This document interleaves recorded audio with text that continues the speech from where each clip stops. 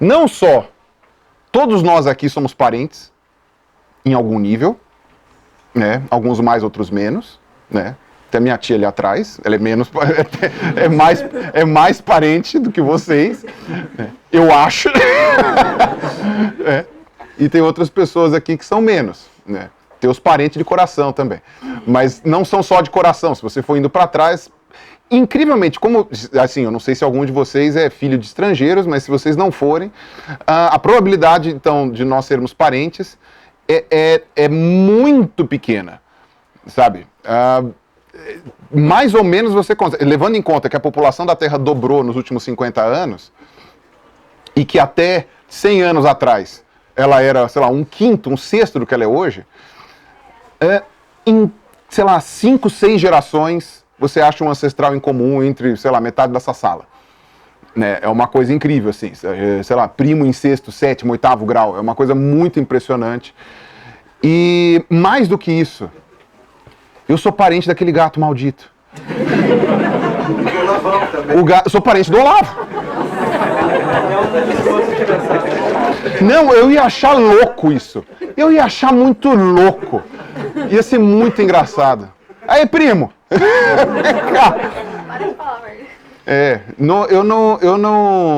Sei lá, não, mas ser parente do gato é uma coisa meio louca, né? O pessoal já fala, vocês ficam tratando o bicho que nem filho. Eu falei, não, filho não, mas...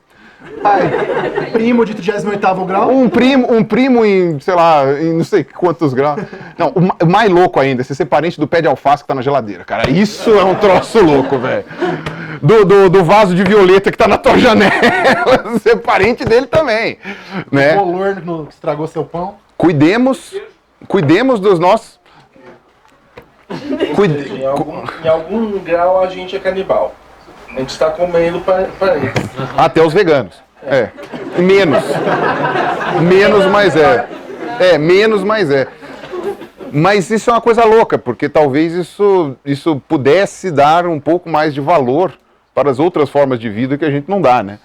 Então acho que talvez essa ideia, como eu falei, talvez seja a ideia mais genial, né? Quer dizer, tenha sido a descoberta mais genial da história da humanidade, né? Tenha sido pensar que, tipo, é todo mundo parente. E que, né?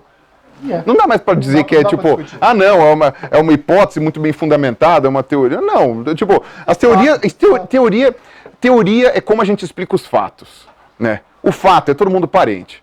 A teoria é como a gente explica. Seleção natural, seleção sexual, deriva genética, como se fala... desenvolvimento, a questão de evolução do desenvolvimento, epigenética, e tudo isso está escrito aqui. O primeiro capítulo já descreve um monte de coisas dessas, de maneira altamente rápida. É isso aí. Gente, vamos. Pergunta, senão vai atrasar. Você tinha uma pergunta? Vamos não? fazer Então fora. Assim, depois a gente passa pros autógrafos. Tá bom, então. Vamos lá para não demorar tanto também. Vocês viram a teoria da evolução como algo assim, faz pouco tempo, dentro da idade humana, então foi criado. Você consegue ver uma coisa hoje que pra gente é tão absurda, na época foi um absurdo, ainda hoje a polêmica da evolução é um absurdo. Você consegue ver hoje uma coisa que a gente pensa que é absurdo, mas que pode virar uma teoria, pode virar alguma coisa que as pessoas no futuro virem e falam, meu Deus, eles não imaginavam isso, eles não conseguiram ver isso. Tem alguns chutes, você tem algum palpite? Eu só penso retroativo. Eu vou falar outra coisa depois, mas fala você aí que eu tô curioso. Não na biologia, eu acho que é difícil que a gente tenha alguma coisa tão transformadora na biologia, mas, por exemplo, na física, tem muita gente pensando em multiverso hoje. Né? Até por motivos teológicos. O Rick and Morty. O Rick and Morty tá pensando em multiverso. Marvel. Os físicos estão pirando nisso. Que é uma coisa que hoje é inverificável, né? Você não tem nenhum mecanismo experimental para testar isso. Talvez um dia com um acelerador de partículas do tamanho de uma galáxia você consiga. Mas enfim, ou com ondas gravitacionais e tal. Mas pode ser que de repente a gente descubra daqui a 200 anos que o nosso universo é só também mais um pedacinho de infinitos universos. Eu acho que é uma coisa que seria similar, talvez. O que eu falo, que é uma coisa muito interessante que já perguntaram, é por que demorou tanto, né? Pra gente chegar à conclusão da teoria evolutiva. Né? Enquanto que, por exemplo, sei lá, a esfericidade da Terra foi uma coisa de milhares de anos, né? Que o pessoal já sabe. em alguns lugares esqueceram, depois voltou, tal, né? A gente está passando por esse ciclo de novo. O heliocentrismo foi uma coisa que, sei lá, tem 300 anos já, né? Mais até. Tem grego para a questão heliocêntrica. Heliocêntrico. Mas se você colocar... até aí teve aquele árabe lá que também fez um mecanismo evolutivo super... Mas não é Binto, lá tá meio esquisito. Mas até o...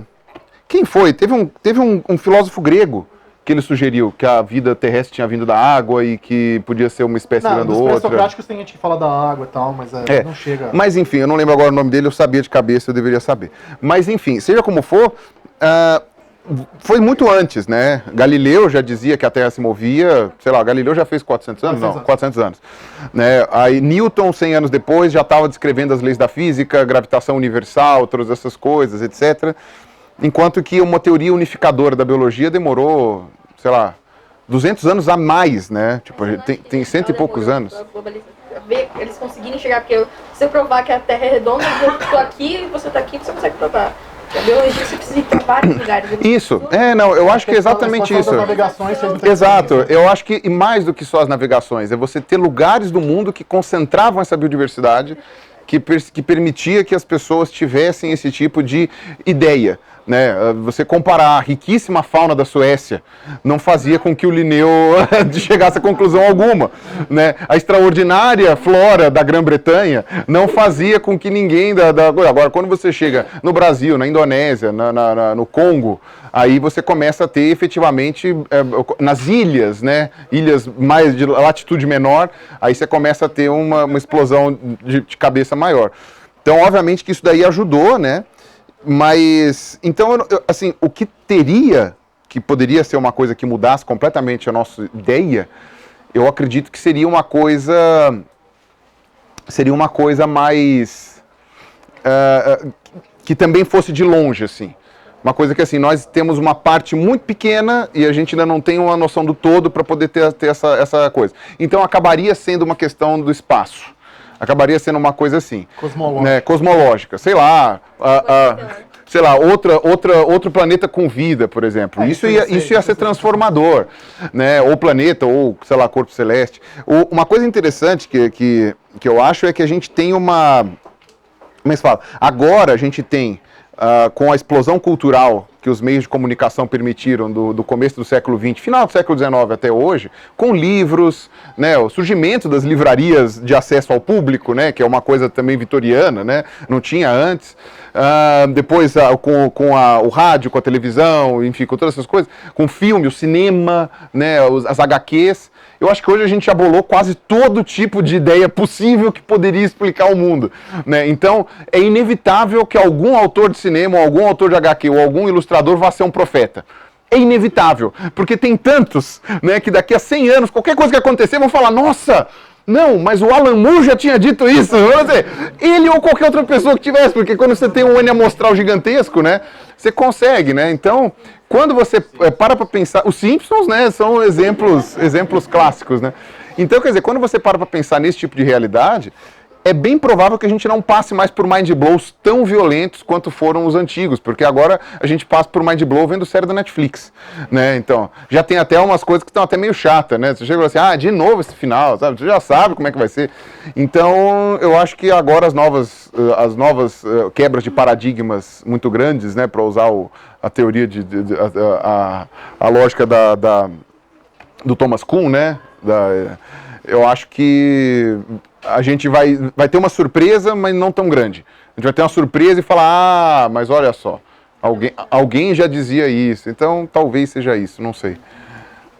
Quem mais tinha feito pergunta? Na verdade é um comentário. E eu não sou especialista em terror, e quando eu vi um pouco de terror já faz muito tempo. Mas, se não me falha a memória, acho que no texto dele, o Sandy d'Alembert, ele faz um comentário assim, mais ou menos, né?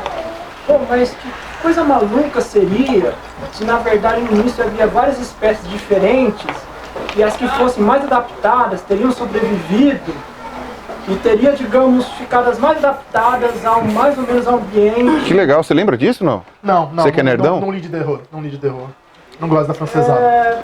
Na verdade, Preconceito. Isso daí eu também li há muito tempo e eles fizeram um breve comentário. Eram ideias que estavam flutuando realmente.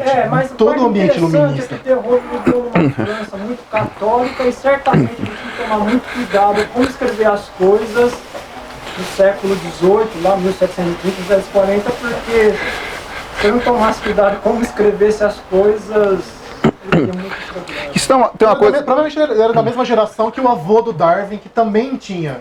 O Erasmus Darwin, que também já tinha ideias similares. A ideia... uma coisa que estava flutuando. A ideia do Zeitgeist. A ideia do transformismo é desde o século XVIII. Tanto é que, por exemplo, o Barão de Cuvier, que era o pai da paleontologia, né, que lá do museu d'Histoire Naturelle lá de Paris, o Cuvier ele falava que ele era um fixista em contraposição aos transformistas que já existiam na época, né? E essa que é a questão. Quando você vê a fala dos cientistas da época, tanto na academia francesa, alemã e inglesa, que eram as três que existiam, acho, né? A americana estava começando. Quando você vê isso daí, eles já estavam meio que falando de transformação de espécie em outra de maneira corriqueira, assim. É que isso não saía das paredes dos museus e das academias, né? O que saiu foi o Darwin. Na verdade, a ousadia do Darwin foi ser um divulgador científico. A ousadia do Darwin foi escrever um livro para o povão ler.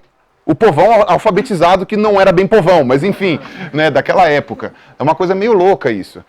E com relação a essa questão da Igreja Católica, uma curiosidade bem interessante, aí com certeza o Reinaldo vai poder dizer de uma maneira com mais propriedade, mas a Igreja Católica ela não era tão avessa a ideias científicas quanto a gente imaginava. A origem das espécies nunca entrou no índex, né? Que a lista de livros proibidos do Vaticano nunca foi colocada no índex. Ainda que alguns papas tenham negado, não puseram no índex proibitório. Não. Mas, o que acontece? Ela começou a ficar mais cabreira e a não querer ideias muito diferentonas depois da Reforma Protestante.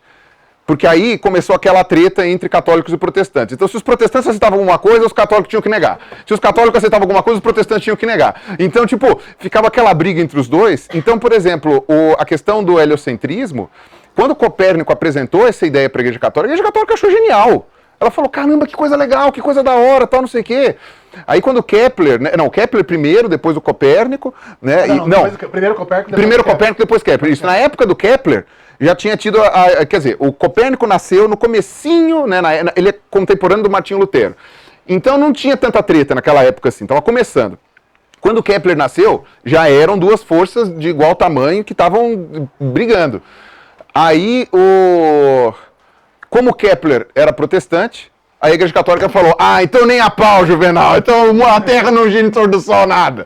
Né? Então, quer dizer, você tinha muito dessa treta política, né? Na verdade, Copérnico, tentando puxar um pouquinho da memória aqui, mas como ele tratou a coisa mais como artifício matemático, ele falou, não, tem aqui esse modelo matemático, que é heliocêntrico, pode funcionar assim e tal. Ele dedicou para o arcebispo ali da Polônia na época e tal. Foi um livro que não fez splash inicialmente. A coisa não, mas ele foi até a Itália. Ele foi até a Itália. Copérnico apresentou as ideias dele, não chegou a falar com o Papa. Mas ele apresentou. Então porque ele tinha vindo de uma família de sacerdotes da igreja. Ele próprio era padre. Então é uma coisa bem interessante essa questão também, né?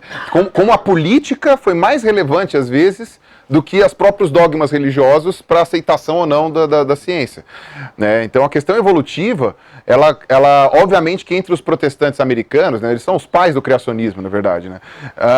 Era uma coisa muito relevante. Mas hoje, a negação evolutiva lá nos Estados Unidos, e agora que está sendo importado para o Brasil, é totalmente política. Totalmente política. Você tem um respaldo religioso ali por trás, mas é uma coisa assim que torna-se irrelevante, na verdade. Quer dizer, a religião ainda é uma justificativa. Estou falando assim, em quem espalha essa história, não em quem acredita. Quem acredita a questão é religiosa, mas em quem espalha é uma questão mais política, na verdade. Vai, agora é ela. Deixa, baixa a mão. Agora é ela. Você falou sobre Darwin aí, que ele disseminou o conhecimento pra galera que, tipo, na época não tinha conhecimento e tal. E você consegue perceber que vocês estão fazendo a mesma coisa, né?